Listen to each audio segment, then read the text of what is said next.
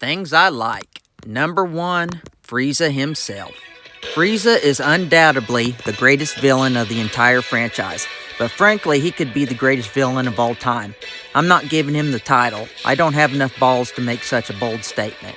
But I honestly can't come up with any arguments against him, and lots of arguments for him.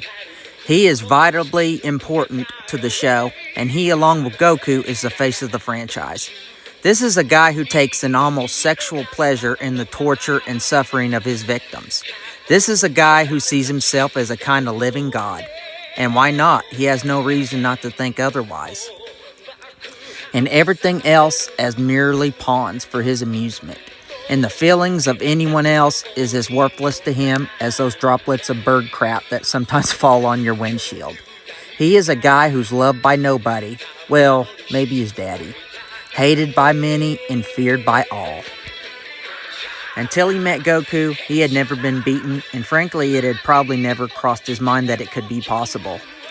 He had his life handed to him on a silver platter, and frankly, he would probably kill anyone who as much as woke him up from a nap 1 minute too early. He has never been told no or not gotten his way. This is a mass murderer who has murdered literally trillions of people, much more than Stalin, Mao, or Hitler ever dreamed of. And he can and has destroyed entire planets with one finger. The look of sheer joy when he destroyed Planet Vegeta was the same look a child would have on Christmas when he found a toy that Santa gave him. He even calls it beautiful and can't control his laughter. He enjoys drinking his victim's blood on occasion, like a vampire. Plus, he's got a huge bag of tricks, including incredible telekinetic powers, and to top it off, he looks cool and he's got a great voice. Whether it be by his original voice from Linda Young, who is my personal favorite, or Chris Ayres. He is pure evil and he has no chance of even mild redemption. And despite all these flaws, he is nonetheless polite and likable. He is the best and we will never see his like again. Number 2, the Goku vs. Frieza fight. The longest fight in the series, and one that could have gone on longer to me. Plain and simply, the greatest fight of the franchise, and the greatest fight of all time. The ultimate battle of good versus evil. Number 3, Goku turns Super Saiyan. Often considered the greatest and most iconic moment of the entire show, and for good reason. It was incredible. Sure, the trick would be overused as everybody of Saiyan heritage would eventually turn Super Saiyan. The Super Saiyan would get overused and watered down to the point where it didn't mean anything anymore. But when it happened here for the first time, it was an incredible experience. And Goku just looks awesome too.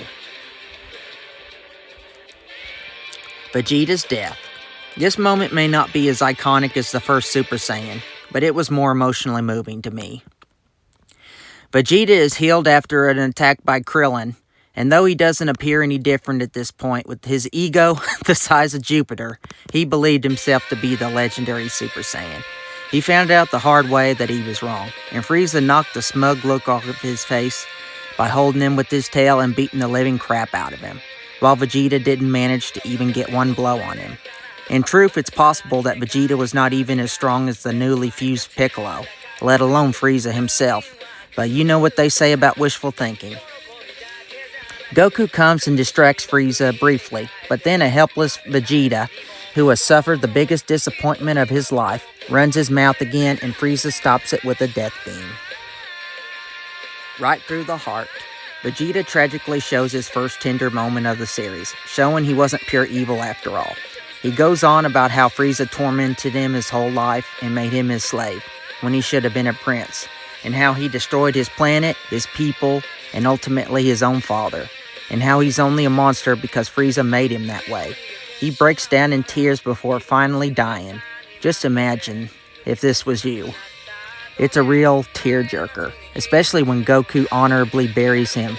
Originally, this was supposed to be the permanent end of Vegeta, but the character's popularity caused him to stay on. But if it was the end, it was a perfect ending worthy of a prince. Number 5, Frieza's transformations. Frieza was the first major villain to go through transformations. It would become watered down similar to the Super Saiyan form, but it was awesome when Frieza did it first. Everything from the Alien film series copycat to the giant satanic looking form, all the way to the more elegant and simple final form. Every single form is a classic. Number 6, the giant spirit bomb. Number 7, Planet Namek blows up. And finally, number 8, Frieza's defeat. The coolest defeat of a villain ever, and the goriest too. Yuck. Things I don't like. 5 minutes.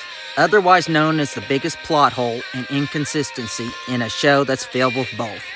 Frieza launches a planet-destroying blast, and then he says the whole planet will blow up in 5 minutes. About 20 episodes later, it finally does. The longest 5 minutes ever. And yes, much longer than 5 minutes later. I know you can say they were moving so fast that it just seemed long, but that's not true. They spent well more than 5 minutes just standing around and talking. This is just ridiculous and unrealistic, and it's become a joke on the series ever since. Goku lets Frieza go. Frieza had accidentally chopped himself in half with his own blades, and was as good as dead.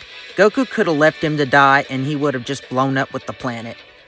Either way, the universal Hitler was finally dying, so what does Mr. Goody-Two-Shoes do? He gives him enough energy to survive and escape. Yes, the same guy who killed his best friend that very day. Frieza then shows his appreciation by firing a blast at Goku as he flies off, to which Goku shoots his own and finishes off the tyrant. But why are you letting this guy get away in the first place? It served Goku right for being so stupid and for never learning his lesson. And finally, Goku won't go home. Goku is one of the all-time great heroes, but he's far from perfect. For one thing, he's a deadbeat dad and an even worse husband.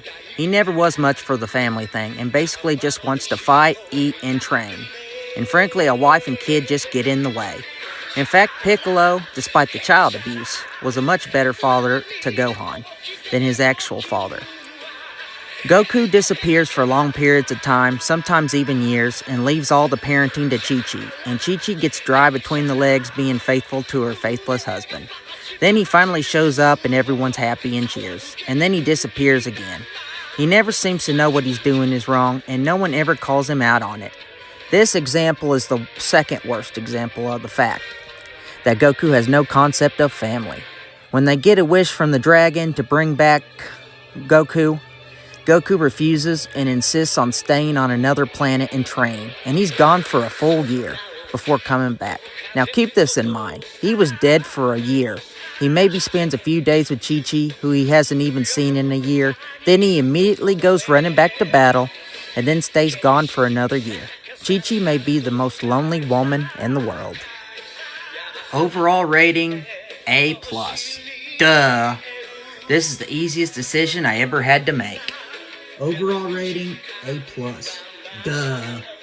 This is the easiest decision I ever had to make. This is by far the greatest saga in the show, and it has never been topped, and frankly, it never will be. The show was supposed to end after this part, but they kept going on because it was so popular. I'm really glad that this is the case.